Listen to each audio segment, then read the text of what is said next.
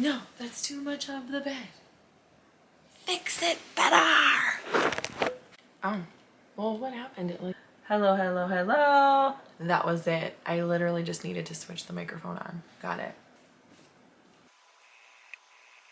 Okay. Okay. Hello, welcome to Emerging Motherhood. My name is Anitza, and I am a single mother in Denver, Colorado, healing from tons of trauma in my life and publicly sharing it. Today, I want to talk about rejection. My last episode, if you listened, was titled Dating 101. I've recently put myself out there and started dating, and it is one hell of a goddamn ride. And today, to continue that journey of dating 101, we're going to talk about rejection 101 through a tale of two handymen. I was, again, I will repeat, was on some dating apps. Bumble was the main one that I was using, and I met both of these men on Bumble. Funny enough, both of these men, their profession was a handyman of some sort. That's how they like said it to me. Both of them rejected me at a fucking Rockies game, I might add. That's a weird little piece that's like so annoying. And we're gonna talk about it. There is gonna be some explicit content. Please don't have children around, especially during this episode. My kids sure as hell don't listen to my podcast. Because it is a part of the story. It is a part of the journey.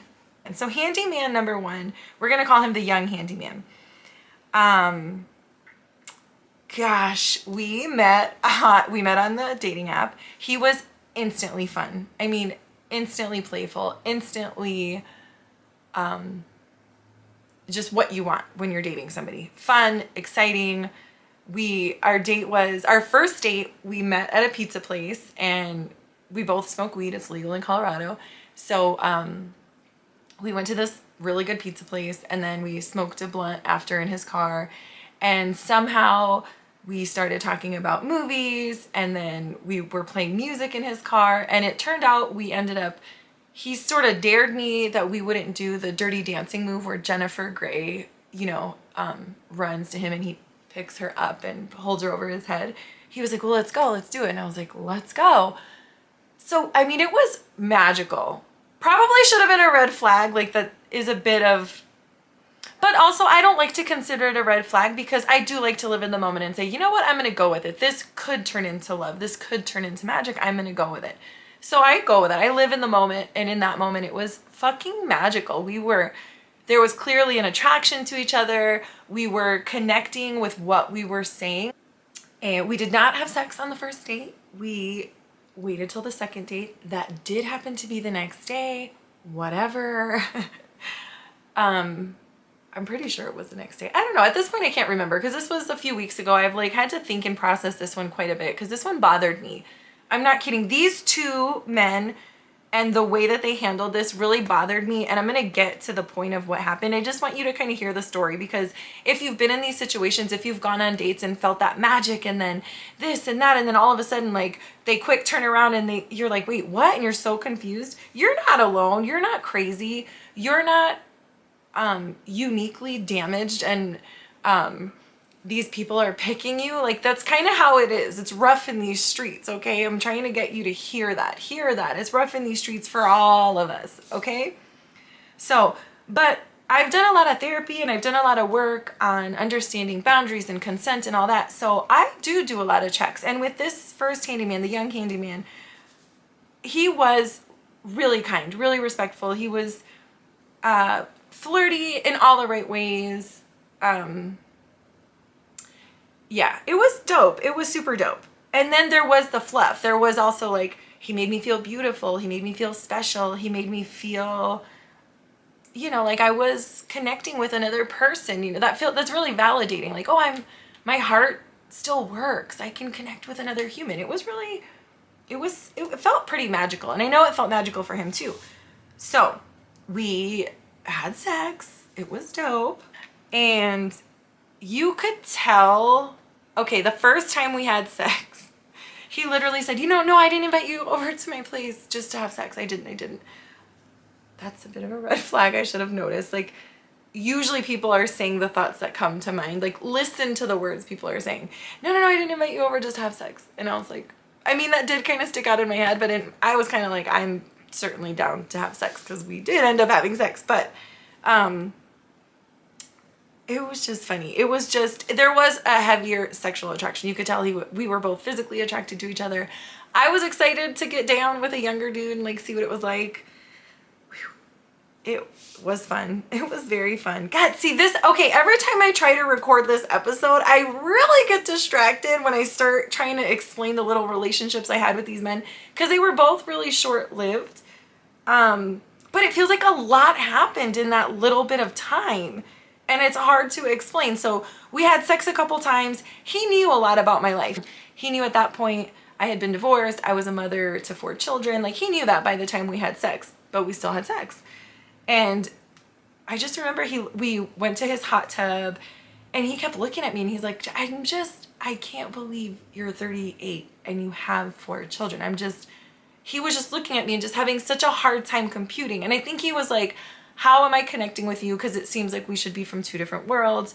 How am I connecting with you? Because little did I know, some of the details of my life were deal breakers for him. He didn't tell me that at the time. He definitely wanted to get his dick wet first. Which was really stupid. If he would have told me from the beginning that's all he wanted, I could have adjusted the way I approached the relationship and been like, sure, fine, we can just have a sexual relationship. So after that day, you know, I went home, things continued. We texted each other. He continued with all the fluff. Like, nothing made me feel like this person only wanted me for sex. The way he treated me, spoke to me, talked to me, looked at me, the respect he gave me, there was nothing that made me think, oh, he only wants me for sex. That's the only thing he sees me as. He was very respectful. We had a lot of invigorating conversation. He said a lot of beautiful things that I know he saw me and saw my character. There was a real connection. It was not, I'm not making shit up here. You know what I mean? No, I've dated enough people. I've been around enough people to know when there's a connection and there's something here. And we had that. He got in his own head about his life, his insecurities, his shit, and just like picked something in my life that I can't change but triggers him deeply and said, it's because of this reason I don't want to be with you anymore. And he said, it's the fact that you're a mother already that I don't want to be with you. I want to be a father. I want to have kids someday, but I want that experience to be unique and fresh and just me and her. And that's what I want. And I can't have that with you. You'll never have your first child again. So I don't want to be with you. Everything about you is amazing. He did not put me personally down in any way. He was extremely respectful. I mean, homeboy was in tears. And I honestly I didn't feel bad for him. I was super uncomfortable in the situation because of the way it happened. Like, I can see what happened as it was happening. And I was super annoyed. I could see what happened and why it happened. I was super uncomfortable while he was like crying, because I was like, oh my God, I know what the problem is. I know that you're just baffled. I know that you feel the connection I feel. You feel the attraction I feel. Everything is real. And your trauma in you is what's coming in between us. And you're having this internal struggle and you're crying. And it's becoming so uncomfortable for me because I'm good with my shit. I just want to get the fuck out of here. And homeboy lived like 45 minutes away from me. So the last night that we like slept together, where he broke up with me. Because side note, if you're gonna treat me like a sexual object, which is ultimately what he did do, I'm gonna prove you right. And I'm gonna make it your worst fucking nightmare. So we were at a Rockies game, and it was at that Rockies game where he suddenly decided to say, hey, by the way, what are you looking for? Like, after we've already had sex together, had sex a couple times, and had several deep conversations where we're connecting in like moments of like, oh wow, like that's beautiful. You know what I mean? Now at a Rockies game, he decides to ask me, what are you looking for? And I'm like, well, obviously I would like love, you know, I'm not some washed up hag just because I've had children and been through some shit in my life. I'm still worthy of love. I'd still like to find love, and I'm still gonna optimistically look for love. Yes, it causes some hurt along the way, but I'm okay to be vulnerable and do that. That's my approach to life. And I think it kind of, I didn't say all that, but I said, well, yeah, ultimately I'm looking for love, but I think it's weird to approach anything with that expectation. So obviously I go into things pretty casually, but I'm pretty open, honest, upfront, and vulnerable the entire time. Because you could see the guilt like wash over him, and he was like, oh, I don't think I could be with you, and he explained because of the kid thing, everything. And I was like, okay, cool. At that moment, I was like, cool, you objectified me. I was just a piece of sexual gratification for you. I'm gonna go with that. Cool. Because sex, to me, sex is morally neutral. Sex does not equate your worth, your value, anything. Sex is also just a need, like eating, sleeping, water. You need sex. If you don't have sex, your body will have orgasms in your sleep. It's a natural function, a natural part of life. It's not something to be ashamed of. You do want to be careful with who you're having sex with, all that stuff, obviously, but at this point we had already had sex, and if you're going to treat me like a sexual object, I'm going to make all your wishes and come true, and I'm going to make you understand why they say be careful what you wish for, homie. So in an odd turn of events, his car got towed. So we had this awkward conversation at the Rockies game. His car and we're like, all right, fuck it, let's just leave. Because the fucking Rockies game ended up going into extra innings. I was like, are you fucking kidding me? There's not enough marijuana on the planet to help me mentally escape. Like, when the fuck can we leave? He was like, do you want to go? And I was like, yeah, that's a great idea. So we left. And on the way home, on the like walk to the car, he's like, I'll take you home. Like, I'm super sorry. And I was like, if you still want to end the night the way we probably originally planned, like, you want to go home and fuck, I'm down. And he looked a little shocked and confused, and he's like, are you for real? And I was like, yeah, no, I think we should end the night the way I intended to end the night, and then call it good. And he was like, oh, okay. Oddly enough, homeboy's car got towed.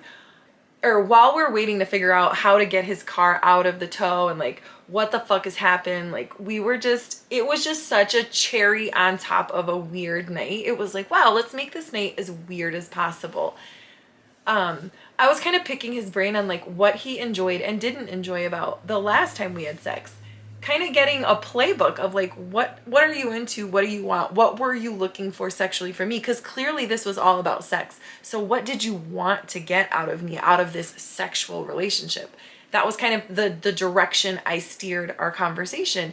And he was very candid, honest, and explained all the things he liked and didn't like, or things he was insecure about, and things he kind of wanted to work on, etc. And I used that information to my advantage. And when we got back to his place after this long fucked up journey that is just so absurd, if you follow me on Instagram, Sweet by the Slice, you would have seen all the background information. It's way too much to squeeze into every episode, and it's also just these weird little details. But if you want to keep along with my weird followings and all the extra tidbits, please feel free to follow me on Instagram. Again, Sweet by the Slice. I'm also on TikTok. Back to the story. So, sweet young handyman unknowingly told me all his fantasies that he wanted to do with me. And we went back to his home, and I made sure to mark every one of those fantasies and then some off of the list. I saw he's in the moment. He literally eyes rolling in the back of his head like, yeah, this is amazing. And I was like, yeah, I know. Sit tight, buddy. Literally, the Ariana Grande song, God is a Woman, I think that man understands that song on another level after that night, because I promise you, everything he wanted to do was done and then some. The lights were on. It was just raw, hot. It was some of the best sex I've ever had. I understand where his insecurities lie, and if homeboy would have been honest with me from the beginning, I could have molded him into the finest lover the planet has ever known, because everything else, it was delightful and delicious. And I know he felt the same exact way. And literally the next morning he was in tears when he drove me home. He was like so conflicted because you don't get those connections often where there's the physical connection, the intellectual connection, the spiritual, emotional, and sexual. Like what the that kind of mind blowing, like god damn, that doesn't come often in life. I know that you don't get real picky on the other shit when you have those things. He's young enough that he's like, I'm willing to risk it. And I'm like, good luck to you, homie, because I think you already done fucked yourself, and I'm gonna get to that. But he was really conflicted. Funny enough, I lent him a book, Fuck Like a Goddess by Alexandra Roxo, because I felt like, I know what's wrong. Like here, I just end up feeling like this magical shaman that like, you poor young spiritual being, here's how you can grow. And like, I send them off on their merry way because I'm like, whatever, it's literally your loss. And we'll get to how I can come to that conclusion. So handyman number 2. I thought I did everything right with this one. He was older, not older than me, but older than young handyman. Young handyman was 29. This handyman was 35. He's also a father of 2, divorced, very similar place in life. This handyman lives like 4 blocks away from me. We literally shop at the same grocery store. I will bump into this man again. It's awkward. But such is life. C'est la vie, as they say. But he felt safer. I literally kept calling him a teacher. He's not a teacher. He's a fucking handyman. But he just looks nerdy. Like in his fucking Bumble profile, it's like my flannel shirt with like the fucking peace emoji. Like, he's just a nerdy dad. And that, like, yeah, that's it. He was a nerdy dad and he just felt safer. I felt like we connected in those ways. I knew he wasn't going to reject me for that. That's actually one of the things he liked about me. He was like, it was kind of the exact experience as the young handyman, but reverse. He was as enamored and amazed at me for equal reasons, but in the opposite way. He rejected me ultimately because he felt he wouldn't be able to maintain his attraction to me. Like once he saw me as a mother, he couldn't kind of take me out of that box because he was married to a woman. He knows kind of what your relationship evolves to when you have kind of that boring marriage and you settle into life and you're not fulfilled. And because I was a mother, he was kind of lumping me together with that energy and those emotions. And he kind of just put me in the mom box. Because the first night we met, before he knew I had children, well, actually, no, he did know I had children. I did mention we had children within the first few minutes, but I don't think it like registered. He didn't see me as a mother. I guess the mother thing didn't bother him. It wasn't a deal breaker. And since he hadn't seen me as a mother or anything, he just took me as I was, as the beautiful sexual being that I am. We had hot, amazing sex that first night. Because again, he felt a little more trustworthy and I'm comfortable with my sexuality. Sex is good, and it was good, and it was like really wild, hot, like sex, like god damn, where did this come from? My friends on Instagram lovingly nicknamed him Wreck-It Ralph or Wreck Me Ralph because it was some good shit. And it was just surprising because it was like, yo, where did that come from? Like, young handyman. Oof, he served up what I was expecting. He picked me up and just, passion crazy. But I expected that from this young dude who goes to the gym and posts like selfies, with his bicep flexing. I expected that from him. This like skinny dad, he didn't pick me up or all that craziness, but just the way he handled it, I didn't expect it. So clearly we're capable of having that connection. We had the intellectual connection. We had quite a bit of an emotional connection. Not quite a bit, but we had the start of an emotional connection. Physical attraction, I'd say for me, was also like lacking. He wasn't the hottest man. It wasn't like, he's not the guy that you walk in and you're like, God, who's that? He's definitely the guy that you're like, oh yeah, he was really funny, he was really sweet, he was, you know, yeah, I guess, you know, which is fine. That you don't, that's fine. You can build up to that, because when somebody's fucking hot in bed, you're like, God yeah, but I know how he throws down. It didn't bother me. And so instead of quick rushing to like break it off with me, this dude was quick to be like, yo, I want to be exclusive with you. I was seeing somebody else. I really don't want to see her anymore. Because like, he was just so amazed by me when he came to my home and saw the variety of books I read. Funny enough, I also lent him a book. Sex and World Peace was the book I lent him.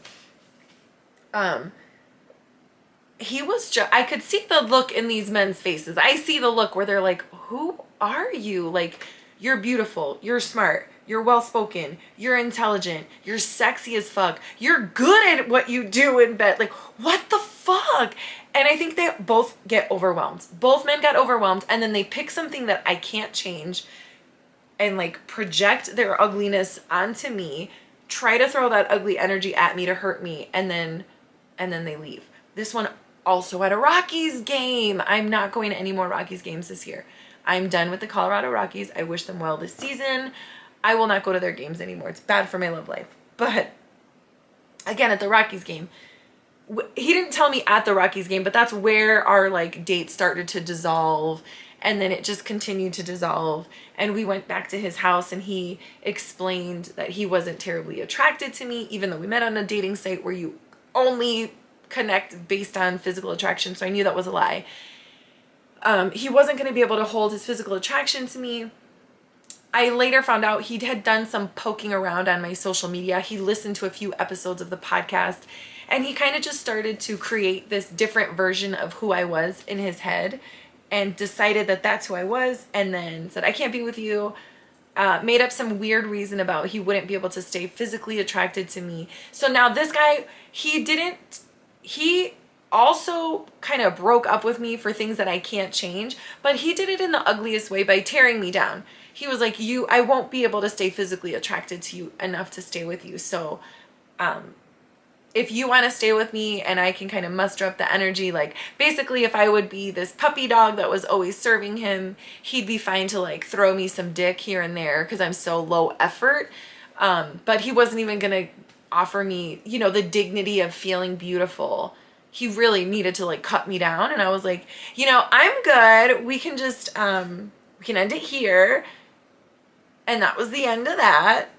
But it was just like, but he did offer and say like, I kind of feel for you. This was his consolation. I kind of feel for you the way I felt for my wife. I wasn't terribly attracted to her, but like I was able to muster it up, and I would have stayed with her for the rest of my life and lived a mediocre life with her because it was good enough. And kind of like he described her as like a little workhorse, kind of like she was a good mother and she was faithful and blah, bitty, blah, blah, blah. And yeah, I would have, you're kind of on her level. And I was like, that's not a compliment.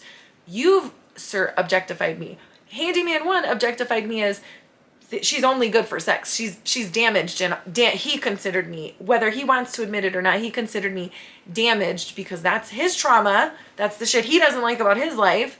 You're damaged in this way because your family's already broken, your kids are, you know, you're divorced, blah, blah, blah, blah, blah.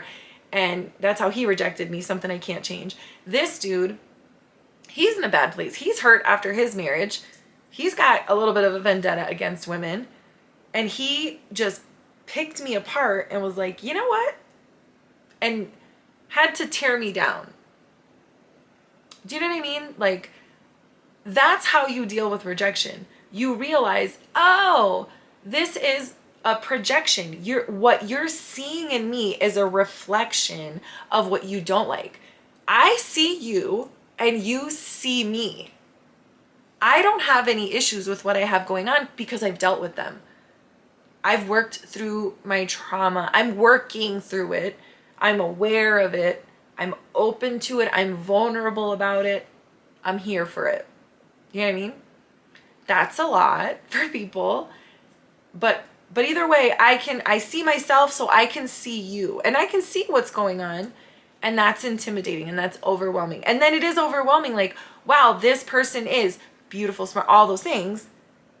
It's like, whoa. and then they have to run away. Their rejection is not a statement of my worth. It's a statement of where they're at in their journey. The connections were real. The attractions were real. It could have worked had they not let trauma get in the way. That's all. That's literally all. And their trauma is causing them to use women as objects. They were literally, both of them objectified me. You cannot negate that, because this dude it was just for sex. But one of them, I was only good for sex, not good for a relationship, and he didn't want to hurt me, so we broke it off. The other dude, I was only good for motherhood. Sex was never going to be able to be exciting with me, even though it was. We had it multiple times, and it was, and he acknowledged it. He convinced himself, no, she's only a mother. You can't have good sex with mothers because you know what I mean? That's just their trauma, their shit that they're trying to project onto me. That's why I'm sad, because I'm like, damn, I was really attracted to you. We had good sex. That was fun. I wish it could have continued. That sucks. I'm hurt for those reasons, but I'm not hurt. It's not a blow to who the fuck I am. I still know who the fuck I am. I'm still confident as fuck in who the fuck I am. I still know that was your shit. I know that I give good love. I know, because again, going back to episode 3, I love myself often. I don't really need you for anything. You just add to my life. And if you're not adding to my life, then we don't have to be in each other's lives anymore. It's not a statement of who I am or my worth. That's it. I am still loved and valued because I love and value myself first. That's how you just bounce that rejection off. It's never about you.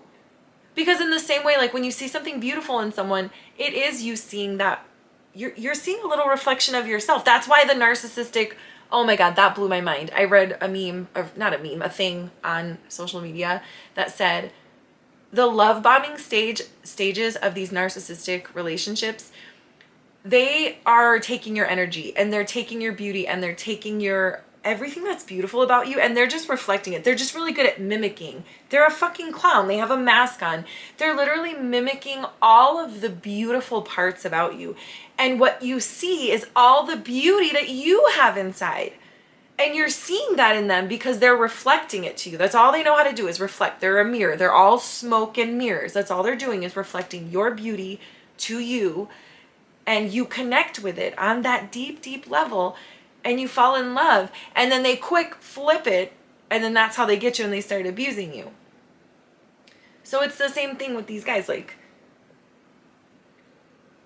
The good that they see in you, that is real. They have it in them too. That's why you can connect. But they're letting the trauma stop and block them. Do you get what I'm saying? I hope you're following. Anyway, I just think these men just don't understand how dynamic women can be. They've objectified us, put us in these boxes. Again, that's why the podcast is titled Emerging Motherhood. It's not that I regret being a mother. It's not that I don't like being a mother. I love it. My children are my greatest joy in life. I take great pride in being a mother. I'm a damn good mother. I'm also a sexual creature. I'm also very intelligent, well-spoken, damn good in bed. Like all of my friends and these magical fucking stampede of unicorns that fucking follow me on my social media. Just about every woman I know who's worked through their shit is exactly that. This is not mind-boggling. Get with it. Women are dynamic creatures. We are God is a woman, like the Ariana Grande song. And these men, speaking of songs, these men, what they're trying to do, it's like that Killing Me Softly song. Lauryn Hill, it was a Roberta Flack song. Lauryn Hill remade it. Watch, Killing Me Softly. This will make it on the YouTube, not on the actual podcast. Killing Me Softly lyrics. Okay. Listen to the lyrics of this song. Oh my God. I heard he sang a good song. I heard he had a style. Right? Your ex or the narc in your life, they sure do have quite a story they're telling people about you, and people are believing them. And so I came to see him to listen for a while. And there he was, this young boy, a stranger to my eyes. Because then when you go to see them, when they're talking to everybody else, you're like, wait a minute, who the fuck is this? You're a stranger to my eyes. You're this young boy. You're all young and telling everybody all these beautiful stories about, wait, what? You know what I mean? You're confused. And there he was, strumming my pain with his finger, singing my life with his words, killing me softly with his song, telling my whole life with his words. This song is like so, when I heard this song after my awakening, it hits different, dude. It is true. Like, these two men decided they were going to tell my story for me, and they were going to kill the real me. You're killing me softly with this song, with this weird story you're telling yourself about me. You're killing the actual me, killing me softly.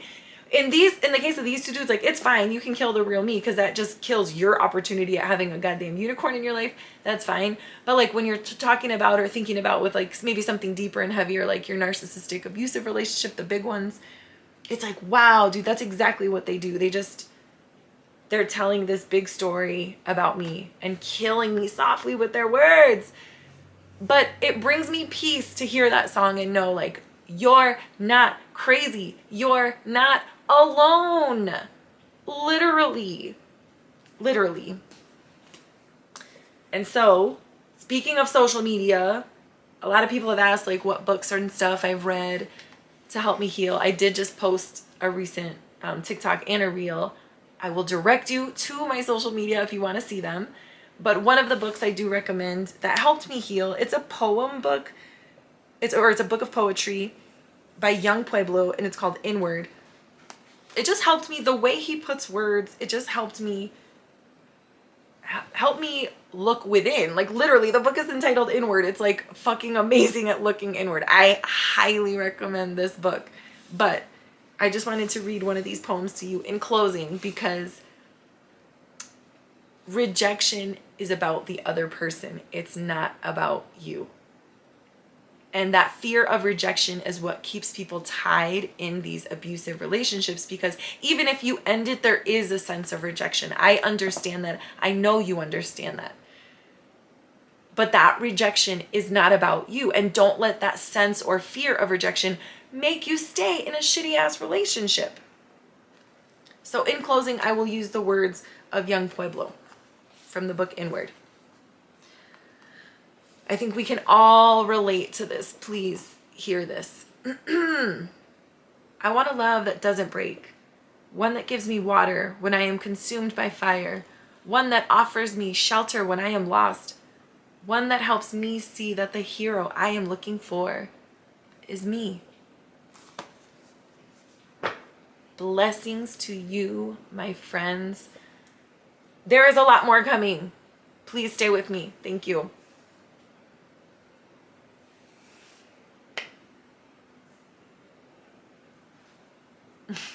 That's how it's done.